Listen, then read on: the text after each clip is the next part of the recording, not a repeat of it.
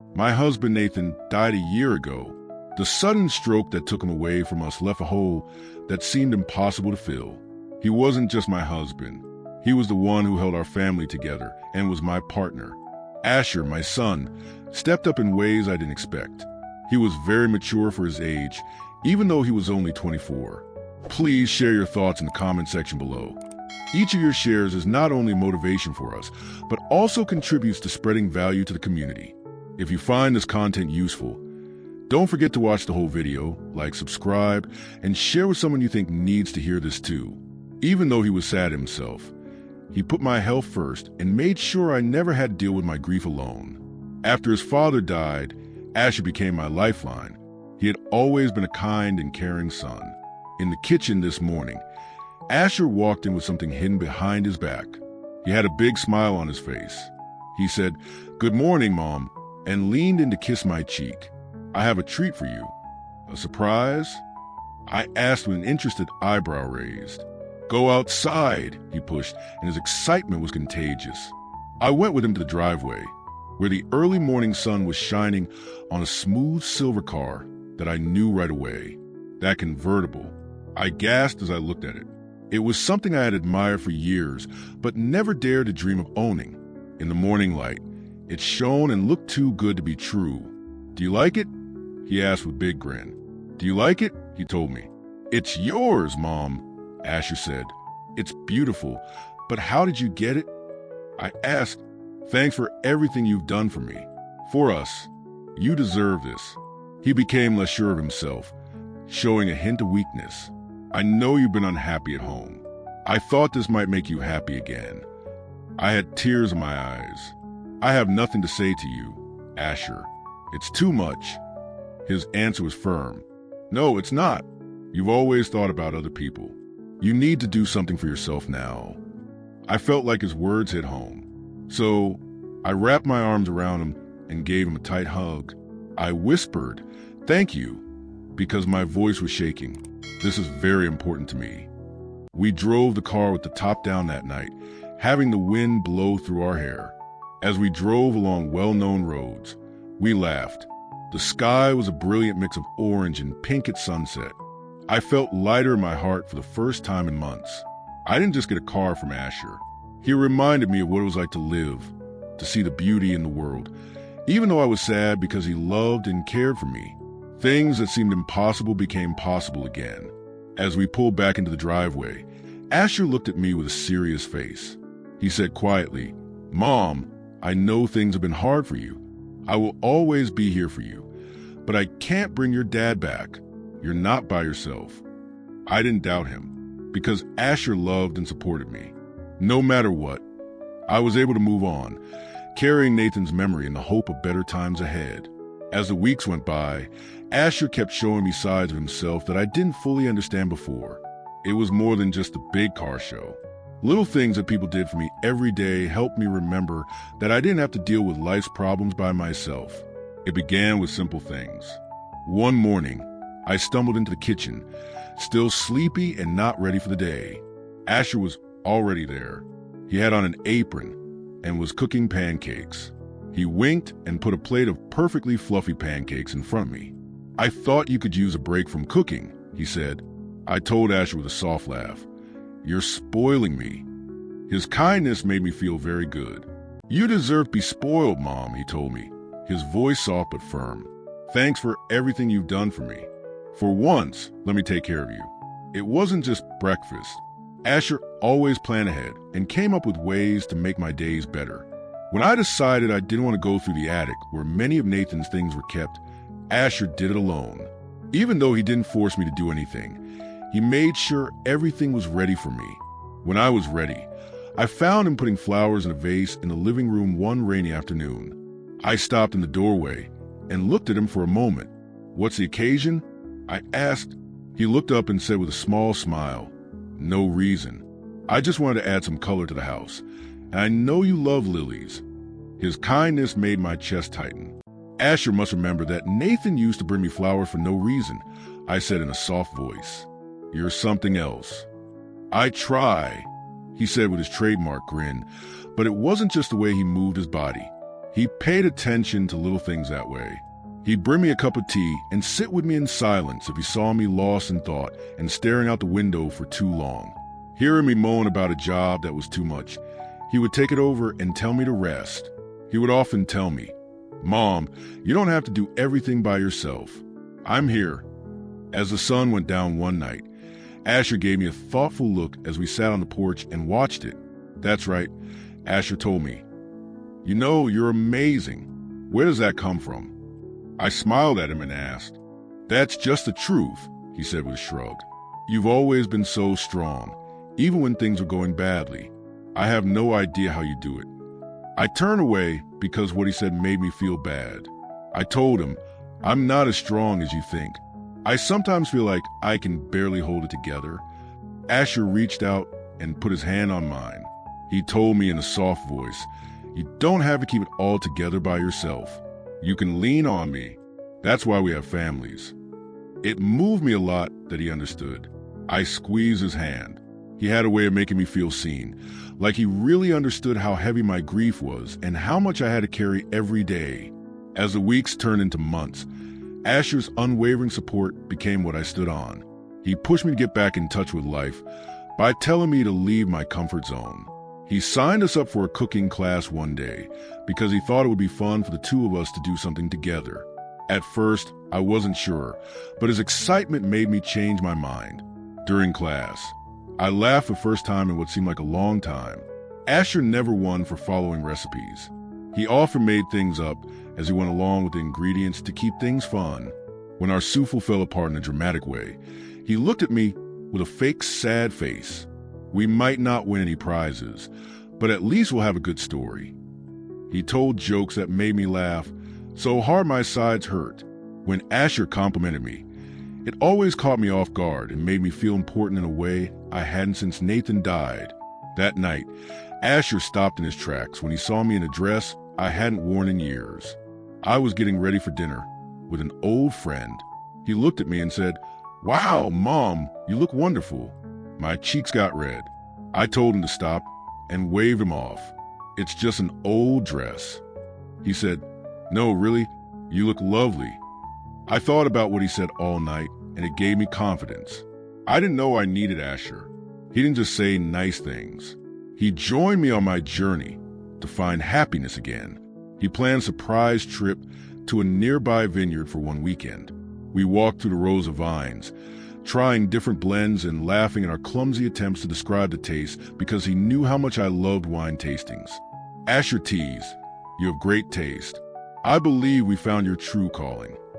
I replied, "Don't quit your day job, wine critic." I said, rolling my eyes but not being able to hide a smile. I didn't expect the time we spent together to heal me in so many ways. Asher's constant love and support reminded me that life still had beautiful and meaningful moments. Even when I was sad, those times made me start to think that happiness was possible again, not in spite of the pain, but because of all the love around me. That night, there was a storm outside, and the wind was howling, shaking the windows. I was finishing up the dishes in the kitchen when all of a sudden, the lights went out after flickering twice. "Asher," I called out, and my voice broke the sudden silence. "I'm here," he said from the living room. The sound of his voice immediately made me feel better. I heard his footsteps again a moment later, and he came through the doorway holding a flashlight. He moved the light beam around the room and said, "It looks like the storm knocked out the power." I said with a soft laugh, "Well, this is cozy." I dried my hands on a towel. "We do have flashlights, though," Asher smiled. "This makes me think of the times when we didn't have power in the winter. Do you remember?" "How could I forget?" I said with a smile as I thought of it. "You always begged me to pass the time by playing games with you." He said, "Exactly." His smile turned sly. "Then why not now?" I gave him a raised eyebrow. "What do you mean?" He said, "Hide and seek." His eyes sparkled in the dim light. "Let's go back to the good old days. It will be enjoyable." I laughed. "Play hide and seek, Asher? We're not kids anymore." "But that doesn't mean we can't act like it for one night," he joked. "Unless you're afraid it will be too easy for me to find you." That was it. Asher knew I would never give up when I was called to do something. "Okay," I said, crossing my arms. "Don't think for a second that I'll make it easy for you." He laughed and started to count down from 10 as I quickly grabbed a flashlight and ran into the dark hallway. The storm outside made the shadows inside the house even stranger. I got down on my knees behind the couch in the den and tried to calm my breathing. "I'm coming whether you are ready or not." The sound of Asher's voice filled the house, and I couldn't help but laugh at how silly it all was. But it was freeing and fun to let go and enjoy a moment of carefree fun. I could hear his slow, deliberate steps coming toward me, like he was enjoying the hunt. "You know, Mom," he said in a jokey voice, "if you want to stay hidden, you need to do better than this." Putting my hand over my mouth made me laugh as a shadow went by the door to the den. Just as I thought he was going to leave, he turned around and smiled as he shone the flashlight into the room. He said, "Found you," shining his light on me. I laughed as I stood up and said, "Oh, you're too good at this." He said with a smug grin, "Years of practice. You need to find me now." We switched places, and I looked for him for a few minutes. He moved so quickly and easily that I couldn't believe it. He snuck out of hiding places before I could catch him. I finally found him when I opened the closet door in the guest bedroom. He was hunched over in the corner, grinning like he felt bad about it. I laughed and gasped for air as I said, "Caught you?" Okay," he said, standing up and raising his hands to show that he was giving up. "I'm sorry I lost." We fell asleep on the couch in the living room, and our laughter could be heard throughout the dark, quiet house. The storm was still going strong outside, but the warmth between us was clear inside. It was like we were taken back in time to a simpler time, and our bond was stronger than ever. I shook my head and said, "You're good at this, but the next time I win, you're on," he said with a laugh. His face softened as he turned to me with a warm smile I'd come to love. "I'm glad we did this. It's nice to feel like yourself again." "Thanks." I agreed with him because I knew what he meant. It really is. We used the time to tell stories and remember good times because the power went out for the rest of the evening. Asher leaned back on the couch and looked at me as I told him a story about when he was a little boy who got into trouble. I teased him and pushed his arm. "You were such a pain." He told me, "You are the most patient mom," and his voice was full of love. "I have no idea how you did it." I smiled and shrugged. When you love someone, it's easy to wait. I didn't mean for the words to hang heavy between us, but neither of us broke the moment. Asher reached out and brushed the hair out of my face. It was a little too long when he touched me. He said quietly, "Mom, you're great. I hope you know that." My cheeks got red from something I couldn't quite put my finger on. Pride. "Thanks, Asher. You have no idea how much that means to me." The house became quieter as the night went on, and the storm subsided. I got a few candles, and Asher helped me light them. Their warm glow made the room look soft and golden. Up until very early in the morning, we sat on the couch and laughed and talked. I felt truly at peace for the first time in a long time. His steady care and presence reminded me that there was still light in life, even when things were at their darkest. That night, as I fell asleep, I thought about how close we'd grown, not just as mother and son, but as two people who are bound by an unbreakable bond as they go through life's challenges together. The storm outside had died down, and the rain was now just a light patter against the windows. As Asher and I sat back on the couch and enjoyed the peace after playing hide and seek, the flickering candles cast long shadows on the walls. He put out his arm toward the remote and said, "Let's watch a movie. Something easy, not scary." I've had enough of the rush for one night. I had a quiet laugh. "I agree. What about something romantic?" His eyebrow went up to show that he was surprised. "You want to start dating?" I lightly touched his arm as a joke. "Don't look so shocked. I enjoy love stories just like everyone else." He picked an old love story that I hadn't seen in years, but had always loved after going through the choices. As the movie started, the room became pleasantly quiet, and the sound of the rain mixed with the words on the screen. At first, there was a good amount of space between us, but as the story went on, Asher moved closer. It didn't bother me much. Even when he was a kid, he liked being close, and having him around was comforting. When an emotional part of the movie came up, he leaned in and put his arm around my shoulders. "Is this okay?" His voice was soft and close to mine when he asked. I wasn't sure why his question made my heart beat faster for a second. I smiled at him and said, "Of course, beautiful." It was true. His hug was strong but gentle, a gesture that said a lot without words. If he'd been just a little boy, I would have expected him to come to me with scraped knees or tears after a bad dream. Those were the moments when my arms would offer solace, when the comfort I gave was all he needed to make the hurt fade away. But now, as I stood there with him, something had shifted, something unspoken but tangible. There was a subtle difference in the way his fingers brushed against my arm, just the lightest touch, like a whisper in the quiet of the night. It lingered, and I felt in my chest as though it had left an imprint on my skin. Suddenly, he spoke. His voice was soft, almost contemplative, as if he were lost in thought, but still very much present. "I think of the main character when I see you." His words hung in the air between us, unexpected and yet somehow familiar. I blinked, caught off guard, unsure of how to respond. "Me? In what way?" I stammered, my heart beating a little faster now. Asher met my eyes, his gaze steady but intense. "She's strong," he said simply, as though it were an undeniable truth. "She keeps going even when things don't go her way. She loves people very much and never gives up on them." His words settled over me like a blanket, soft and warm yet heavy with meaning. There was something about the way he said it, something that made my throat tighten, that made the room feel smaller, as though it were just the two of us, alone in that moment. The weight of his compliment felt both comforting and overwhelming, and for a brief second, I could hardly breathe.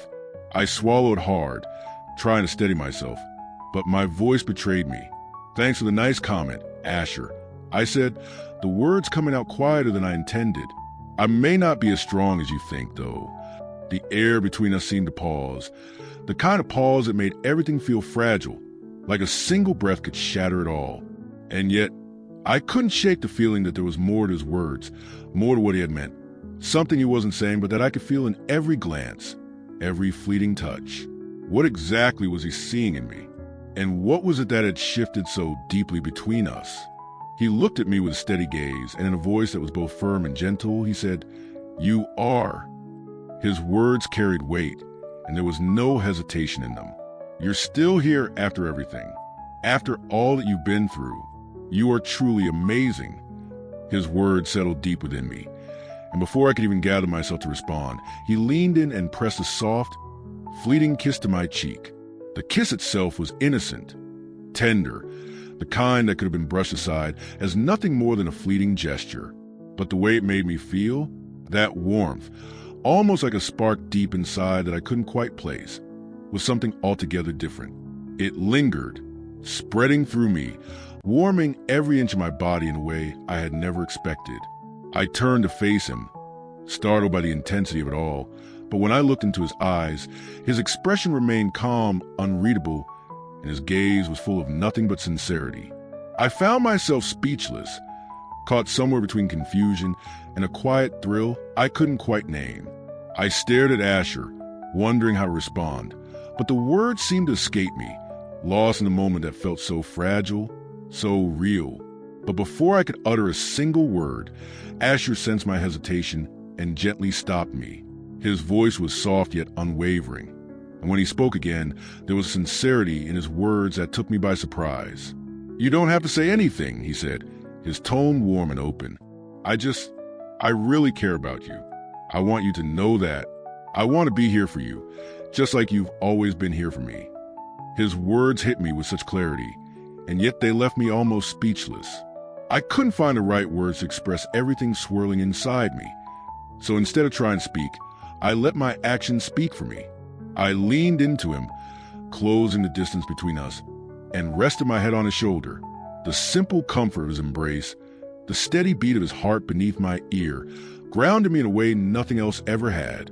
In that moment, I felt as though the world could fade away, and I wouldn't care. All I needed was here and now, wrapped in the warmth of his arms. The movie, whatever was left of it, became a distant blur, something we were no longer paying attention to. The tension that had once filled the room with anticipation now dissolved into a quiet, peaceful stillness. The weight of his arm around me, the way his body seemed to fit so perfectly against mine, was enough to make the world outside feel irrelevant. I didn't want this moment to end. Not now. Not ever. As the movie's credits began to roll, a subtle shift in Asher's posture made me realize he was about to say something. He gently turned toward me, pulling back just slightly, and in the softest voice, almost as if he were savoring the moment, he said, "Thank you for tonight." The words caught me off guard, and I felt a rush of emotions that I wasn't quite prepared for.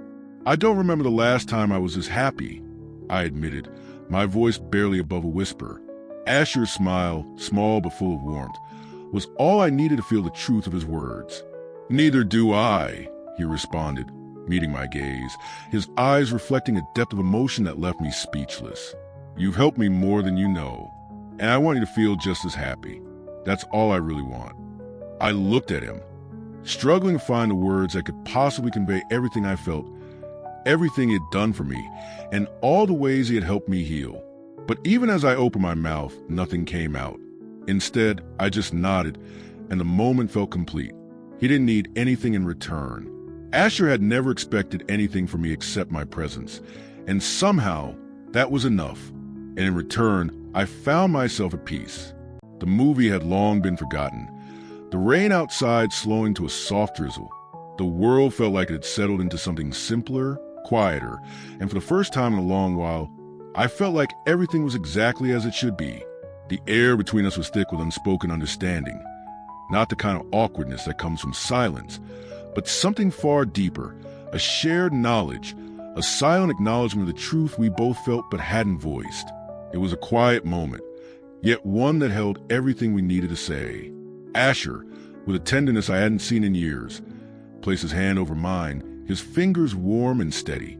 Slowly, he traced small, soothing circles along the back of my hand with his thumb, each movement gentle but meaningful, grounding me in a way I hadn't realized I needed. Then, breaking the stillness, Asher's voice came, soft but laced with emotion. "Mom, you're my everything," he said, and I could hear the tremble in his words, the weight of everything he felt. "Without you, I'd be lost." His words hit me like a wave, and for a moment, I couldn't breathe. Tears welled up in my eyes as I looked at him, seeing in his expression a vulnerability that mirrored my own. The room seemed to fade, leaving just the two of us locked in this powerful moment. Without thinking, I cupped his cheek in my hand, brushing a stray lock of hair from his face, my fingers trembling as I touched him. I whispered, my voice shaken with emotion, "I'm so lucky to have you." The words felt almost too heavy to say, but they needed to be said, needed to be heard. "You're also my everything." The silence returned, but it wasn't uncomfortable. It was filled with a mutual understanding, a recognition of how deeply we cared for each other. It was as if we both knew we could never truly express the depth of our feelings, not in a way that would do them justice, not with mere words. The weight of the moment was too much, too profound for language to contain. But there was something in his steady gaze, something in the softness of his touch, that filled the spaces between us with a peace I hadn't felt in months. It wasn't just the bond of a mother and son. No, this was something more. This was a connection that transcended the titles we wore, a bond that couldn't be explained by anything as simple as family. It was a kind of bond that existed in the quiet moments, in the touch of a hand, in the shared silence that said more than words ever could. We stayed like that, nestled into each other's arms, the world outside forgotten. The rain, which had once beaten against the windows, had tapered off to a soft drizzle, the storm finally passing. The candles flickered one last time before they went out, their light disappearing as the night grew still. But the warmth between us remained, filling the space we shared. I knew, in that moment, that I would always remember this time, this simple yet profound connection we had. It would stay with me as a reminder that love, true love, has the power to heal, to restore, and to breathe life back into us, even when it feels like everything is falling apart. Even when the world is at its darkest, love has a way of finding us, bringing us back to the light. Thank you for staying with us. If you find it interesting and useful, please subscribe, like, and share so you don't miss the next video. Thanks.